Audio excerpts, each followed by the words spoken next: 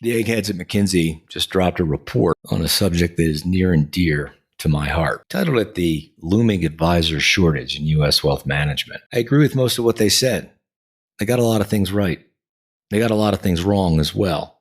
So let's take a few minutes and review what their thoughts are, and let me add my opinions. First thing, might surprise you to know that over the past, let's say 9 years, 10 years, there's been a compound annual growth rate in advisory-based revenues from $150 billion to $260 billion, 6.5% per year on advisory or fee-based business. The demand for fully advised relationships continues to go up, and McKinsey projects it could reach between 67 to 71 million by 2034, almost a 35% increase from 53 million where we sit today. Now, we got to contrast that against an aging workforce.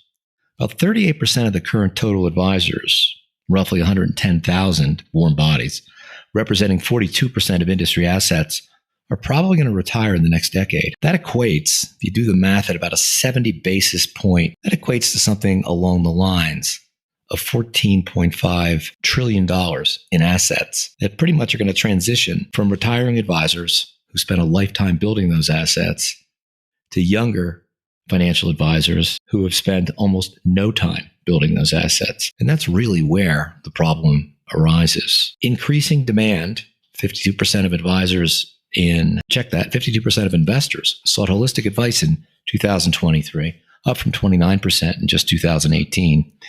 80% now willing to pay a premium for human advice. Well, that makes a lot of sense because as you get older, things get more complicated. You want to spend more time focused on things that really matter instead of trying to figure out whether or not you should buy a municipal bond with a 5-year maturity and a 4-year duration, or a 12-year duration and a 9-year maturity. Fun stuff. So where's that demand coming from?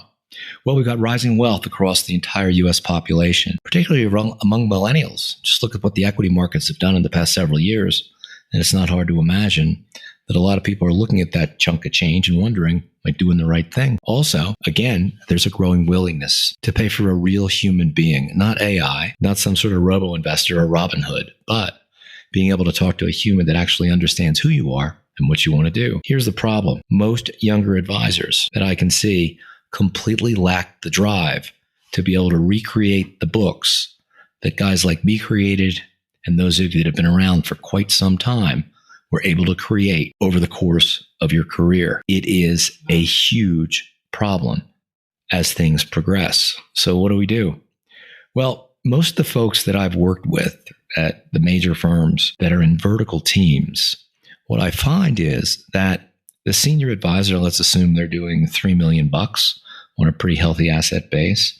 They bring the junior advisor on board and immediately start to overcompensate them. So maybe the standard is somewhere between, let's say, 8 to 15%. Let's split the difference and call it 12%. So 12% of a $3 million book is $360,000 paid out at the team rate, which in this case for this advisor might be in the mid 40s. So let's say that this new advisor who hasn't brought in $1 of new business is all of a sudden making $125,000. And they recognize that the advisor they're working for, the senior advisor, basically is like a ticking clock. They're going to retire at some point. Junior advisor just needs to hang on, learn what they can, support the senior advisor in whatever non-productive way they both agree upon. And along the way, the senior advisor actually ends up increasing the junior advisor's compensation. And when it comes time to figure out how much they're going to pay them to leave the book behind, the senior advisor actually ends up taking a haircut because they've moved a lot of equity downhill to the junior advisor who A, has never earned it, B, could never build the book from scratch, and C, is about to inherit an asset that has got to be a dream come true because they're going to pick up a book of clients, a lot of whom are elderly, a lot of whom will stay put for a while, and hopefully if that junior advisor is smart enough, they're going to save as much money as they can because they never ever grew to appreciate what it truly takes to build the kind of business their senior advisor just left them as they walked out the door. It's a problem across the industry. It's a problem for individual clients, which I'll comment on in another podcast. But in reality, it's a real problem for the retiring advisor. Just imagine a year or two after you leave your practice, You run into one of your former clients and very close friends who sheepishly comes up to you and says, I'm not sure how I tell you this, and I hope it doesn't impact you, but Charlie, the FA you left the book to, he's just not cutting it for me.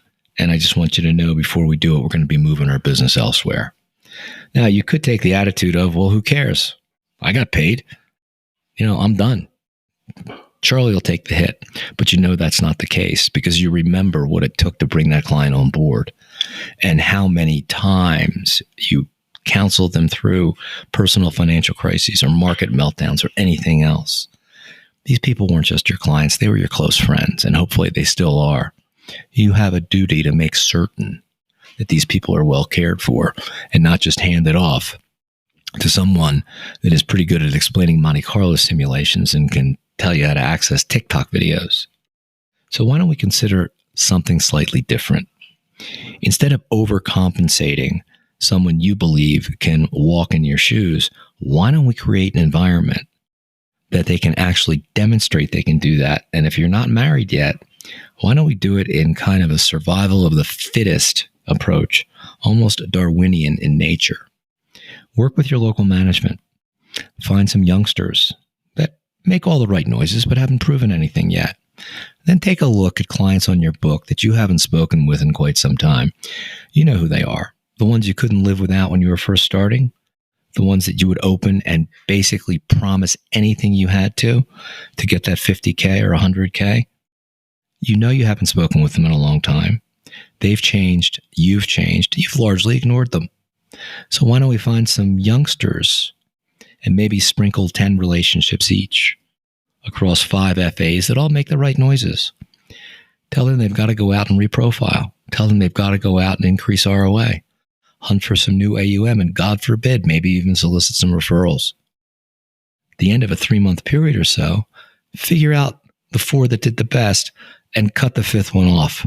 You don't need to be in a team. You can get a joint production number. Happens all the time. The other 4, maybe you sprinkle a few more accounts their way.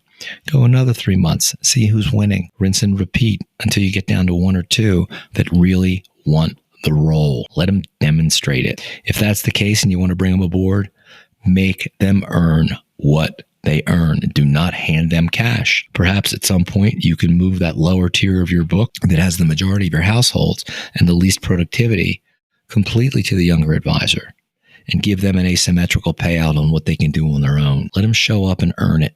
It's not quite the fear we suffered when we started, but maybe it's the next best thing. As I talk to advisors on a daily basis and work with teams, one of the first things I need to focus on is, what are the motivations? Why should a young advisor who's being grossly overpaid by their senior advisor, what's going to cause them to develop that fear of not being able to pay the rent or the light bill that myself and thousands of other senior advisors suffered when we first started?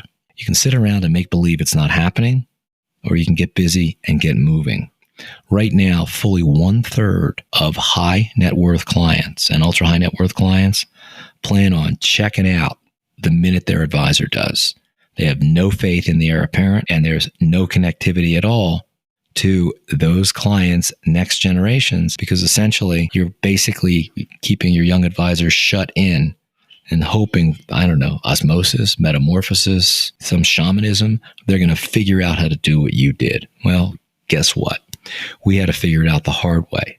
We graduated the school of hard knocks, and those of us that survived went on to build very, very profitable businesses that lasted over decades. Don't throw somebody the keys to your lifetime work until you know they're capable of taking it in the right direction. Thanks for listening. This is Gary Sinderbrand. You can find me at betterpathtraining.com or stay tuned to this podcast. More to come.